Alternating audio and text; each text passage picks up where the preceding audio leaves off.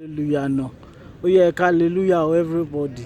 Ibi ti yà lọ́nà wa, orí burúkú ti yà, òfò ti yà, àṣedànù ti yà, àṣeèrí àṣe ìkójọ. Ó yẹ ká hallelujah bẹ́yẹn. Ó yá páàsì ẹ̀ kó bẹ̀rẹ̀ sí ní sọ fún gbogbo ẹni tó bá nífẹ̀ẹ́ pé hallelujah o, ibi ti yà lọ́nà wa, orí burúkú ti yà, ayọ̀ ló wọlé o, ire ló wọlé, igbá re ló gbé o. Torí pé hallelujah ògo ni fún bàbá Arọ́láṣayé. Aṣọ̀dẹ má ṣe kà mí mọ́ Ọlọ́run ayọ̀ bàbá. Ọlọ́run mi tó wọnú kẹ́tẹ́kẹ́tẹ́ tó wá fọ̀hún bàbá. Òhònú àjàjálẹ̀ kòkò sáré. Ọlọ́run ọba alágbára ńlá, ọba mi tó ṣe é búdọ́lá olè àlè kàjáfì. Kí ló lè ṣe sẹ́ o? Jìnnà ní lákì. Òkun gbọ́rọ̀ rẹ̀ ó pín yá àgbà tó tí òkun ó fẹ́ dípa. Ìlú Berlin mo wà olè àlè jìnnà lè karafi wọn ò nífẹ̀ẹ́ lómi ṣe mi Arọ́láṣayé olè àlè kàjáfì. Jìnnà ní lákòrè, jìnnà ní lákì. Ọba mímọ́ tó tààbọ̀ àràrà ṣẹ̀rí bíbù Ọlọ́run àánú ni o. Ìwọ tó ní sórí burúkú lọ́dọ̀ yá ká hallelujah, hallelujah náà. Ṣàlélúyà owó ṣàlélúyà rẹpẹtẹ. Kó wá sọ fáwọn tiẹ̀ náà pé kán máa ka hallelujah rẹpẹtẹ. Torí Ọlọ́run ọba mi ti dé o, bàbá Túndé Ọlọ́run ọba lílé àlè jìnnà karafi. Máyín bàbá nínú rẹ̀ ọ̀gẹ̀nẹ̀. Why you no go dúpẹ́ Ọlọ́run ayọ̀ bàbá? Kò ṣe wá ní dúpẹ́ lọ́wọ́ Ọlọ́run ọba tó dá ọ sáyé. Orí rẹ̀ ó burú, wọ́n ní recession wà ṣùgbọ́n Ọlọ́run ò jẹ́ kí bíbá ọ ayé rẹ̀ ò sẹ́pà àwọn òtẹ̀ ọmọlé. Ó yá dúpẹ́ òre o, dúpẹ́ o, dúpẹ́ òre kò dúpẹ́. Ṣebí ilé mo wà tíre wọlé wá Ọlọ́run ayọ̀ mi. Ilé mo wà tíre tútọ́ mi wá. Mo tún lọ lọ́nà, mo tún ń kórè, mo tún wá wà nílé, ire tún bọ̀ wálé. Mo wá wọlé, ire mi dẹ́sẹ̀. Ṣé mi nìkan ni o? Tó bá ní ṣé wọ́n nìkan ni, sọ mọ́ pé ṣé wọ́n nìkan ni o? Sọ pé yes tó rò lọ́lọ́run yìí, ìwọ nìkan ni. Ṣé wọ́n nìkan ni Ọlọ́run ọba?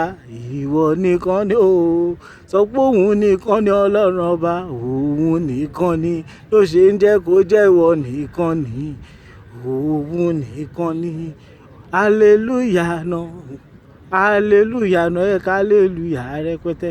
Hallelujah níwájú mi, hallelujah lẹ́yìn mi ò sọ bẹ́ẹ̀ lógún Jẹ́ríkò bá wó. Kò sóhun tó lè ṣe Jésù mi. Ọlọ́run ló ní dé síre, Olúwa ló ṣèṣe mọ̀ ṣe ènìyàn rárá. Olúwa ló fún mi kẹ́, Olúwa ló fún mi láyọ̀ rẹpẹtẹ. Bó ṣe wo Olúwa ló ṣọlá, Olúwa ló bú sáyọ̀ mi bàbá mímọ́. Ó bú sáyọ̀ mi o, ẹ wá bá mi dúpẹ́. Olúwa ti fi ayọ̀ mi dé Chukwu ká máa dùn. Ọlá ló yí mi ká, ọlá mi lé rẹpẹtẹ. Ọba mímọ́ ní ọlílé alẹ́ karafi ó bá mi kọ́lé. Ọlọ́run ayọ̀ góòlù tó ń dán gbìnrín. Peace rọrùn lọ́lọ́run bá dé wọlé alẹ́ kájáfi. Ọlọ́run tó wọnú Peter tó ní kó kówó lẹ́nu ẹja. Peter ló kọ́kọ́ lo ATM. Peter was the first person that used ATM on earth. Ló kọ́kọ́ lo ATM tó fi jáwó. Ọlọ́run mi ń yáwó ni kò yáwó. Ọlọ́run mi ń yáwó. Ọlọ́run Arọ́láṣayé lílé àlè kàjáfì. Ọlọ́run mi ń yáwó rẹpẹtẹ ni. Ọlọ́run mi ń yáwó. Olúwa ló bọ̀dé ajálẹ̀ kòkó. Gbogbo ajálẹ̀ kòkó owó mi dàáfà. Ọlọ́run mímọ́ tó sọ̀ kalẹ̀ já. Holy Michael tó wọnú ọmọ. Ọba mímọ́ tó ń gbénu ọmọ èèyàn fọ̀hún.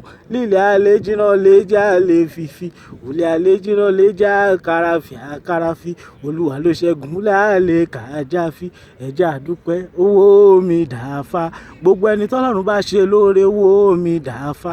Ó yẹ ìsanwó mi tó rẹ́ ti ṣorí owó mi dàáfà. Àgàn ó ti rọ̀mọ́ bí. Olórí burúkú ti dolóríire. Ọba tó kú ta sísìn tó jíǹde lọ́jọ́ kẹta. Kí ló kù tí kò lè ṣe? Gbogbo nǹkan tó ń stress ẹ̀yàn Ọlọ́run ti bẹ́ẹ̀ ṣe o. Ọba tó kú ta sísìn tó jíǹde lọ́jọ́ kẹta. Kí ló kù tí kò lè ṣe? Subscribe Arọ́láṣayé lórí YouTube, then you can see more. God bless you all. Bye.